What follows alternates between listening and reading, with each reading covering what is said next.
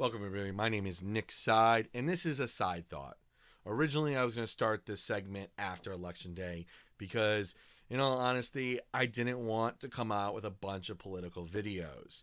And this political season has been crazy. So we all know that I would have had to come out with tons and tons of videos about it. I'm failing. I'm going to come out with what I think is the best way to come out with a neutral political video. And this is just me not attacking one side or the other, but a kind of message out there for the next 4 days of being able to kind of give my idea of what you guys should be thinking about when you're about to make your choice, when you're about to vote.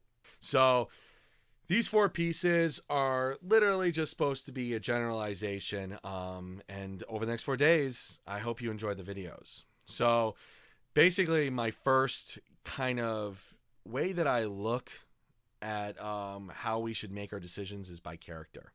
We're going to go over the character one on Saturday, and you guys can watch that video. But I do believe that character is very important and should be something that we do pay attention to, especially for presidential elections. Next is knowledge, and I put knowledge as a big piece, and it's probably the issue I think in this year's election is that the first one, character, has become such a microscoped idea that we're missing the knowledge piece. I put knowledge in 4 basic buckets: political, foreign, business in the common person, and then financing. I think those 4 things are pieces that people should have knowledge of. I do think to myself, is this person just a knowledgeable and or intelligent person? I think overall, this is something that is very important and is kind of being overlooked, especially with the closing remarks and kind of the closing up of this race. We're really not seeing people really focus in on the knowledge aspects. It's still a lot about people's character. Number 3 is probably the one where some of you out there might be saying, no, I don't do that. You do, though, most likely. Every single human being does. Ultimately, it is a trait within us that you should care about. And number 3, the first question is, what's in it for me? It's a big one. When you're really in that little cube all by yourself and you're about to choose, your thought process is, what's in it for me? And usually the what's in it for me isn't always just about you. If you have a significant other, like a wife or, a partner, things of that nature, and then if you have kids, grandchildren, these are things that kind of do connect with that decision. We do care about what's in it for me, really what's going to happen to me when this individual becomes elected for president of the United States or senator or House of Representative. So it's a big question. Number 4, and the one that I'll be actually hitting on today, is the one that I think gets overlooked at times, and I think this election is really kind of being overlooked as a whole, because of all the finger pointing. He did this, she did this. This is what happened 6 months ago. We talked about this 5 months ago. Let's talk about it again. Let's make sure nobody forgets anything. Trust me, both of you, we don't forget anything that happened this year because every night we try to, and we can't. So number 4 is what I like to call a step in the right direction. And to really put it in a question term, it's how can they make the small change for the better? I think all these gimmicky type slogans are, let's make a change, let's make things better, let's go, is really a great idea, but that isn't going to happen. It's baby steps. 4 years seems like a long time, but in the political world, when it comes to having to argue things out, write things up, rewrite them, get people to say no about this, talk about this, I want this, 4 years goes by quick. And the fact is, there's those 4 knowledge pieces, and they have to hit all 4 of them throughout all 4 years. So really, to be able to hit on all these different pieces, it goes by like that. And the small change is really what I look for. Really, The way that I think you look at it, and with this step in the right direction, there's always going to be the concept of you as an individual. So there are certain things that are ticking points. They're basically things that are so intensely ingrained within those individuals that there's nothing you can do. Sadly enough, a lot of times it has to do with hate or anger. It's never about things that are nice or sweet. We really don't harp on the things that we're happy about. We harp on the things that we're truly angry and upset and frustrated about. And I think that that's what's kind of made this year such a crazy one, is because we've really on both sides learned to just embrace that sense of frustration and anger, whether you're on one side or the other. A lot of people say that Trump supporters and Trump is the angry side, but funny is that the other side gets frustrated and gets angry that people are supporting. So there's a bit of a sense on both sides, and I think you have to look at it that way, that really, the first person you should work on is the person in the mirror, and kind of take a look at yourself and kind of what you're doing, what your decisions are, and how you're making your decisions day in and day out, and who you're thinking of supporting as president of the United States. That once you kind of reevaluate yourself, it's easier to evaluate the other person. We shouldn't go though and evaluate or be skeptical or really attack somebody else when really we're probably making similar mistakes in even what we're doing just then. To step forward, I look at it this way, is that you should use the ground level hope as utopia. And utopia is not something that's really up for debate. It's a place that's safe, it's free, it's tolerant, it's a just place. It's a place for everyone to have a chance to be healthy and be able to survive and get through the day, not just by the necessities, but by having what they want and what they need. A place for our kids to have equal opportunities to learn no matter where you were born or how much money your parents make. It's a place where we don't have to be concerned about where our next meal is or how we're going to pay rent or mortgage or whether we're going to lose our house. Now, I hate to tell everybody that's dreaming about this every single night and thinks one of the candidates is going to do this, it's not going to happen. I personally think that there's things that we can work on as an individual to help some of those things through, and there's things that the president can help us through. When it comes to tolerance, people being safe, it's just as much up to you as an individual as it is for those people that we elect to go and help us in Washington.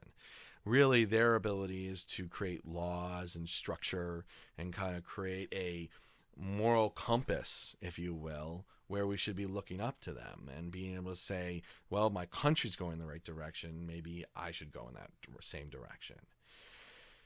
So I always look at it as there's nobody who's going to get us all the way there. We are individuals. We work every day to ensure that we can stay individuals in a sense. So it's a situation where we're never going to be able to get full utopia type world, but we can get a little bit closer every year, every day, every time that we go out, every time we see something happening. We make a choice, we make a stand, and it's up to us as a person. We also got to ask ourselves, the president of the United States, what are they going to do?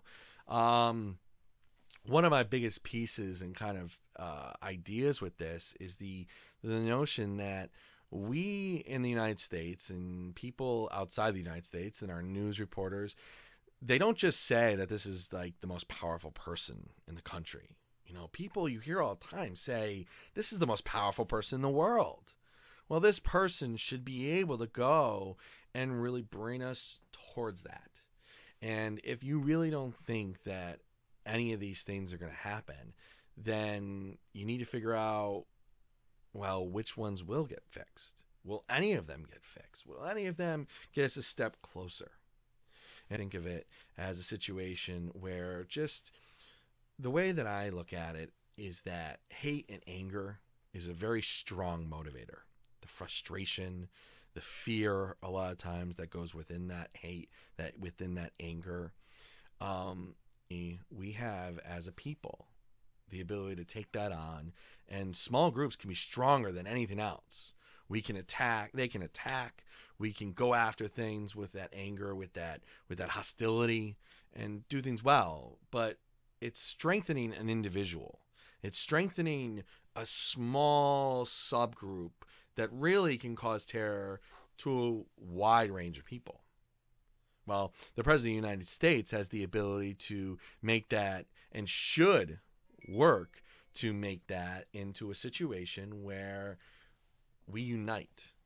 So that way, instead of uniting in a sense of anger, instead of a sense of frustration, we unite in a sense of peace and joy and happiness.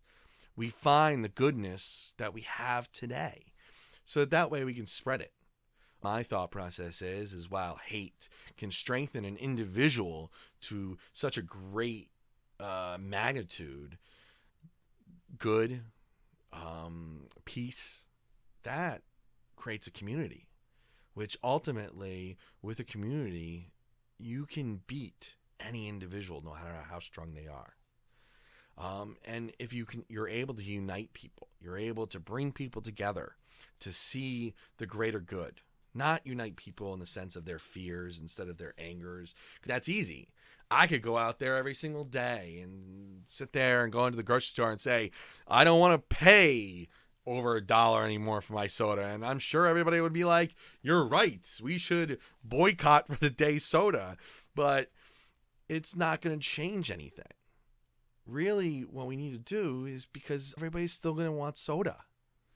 So we need to be able to take and find an alternative, find the better in things, and be able to move us, not just as an individual, not just a state, not as a country, but as a world, in the right direction.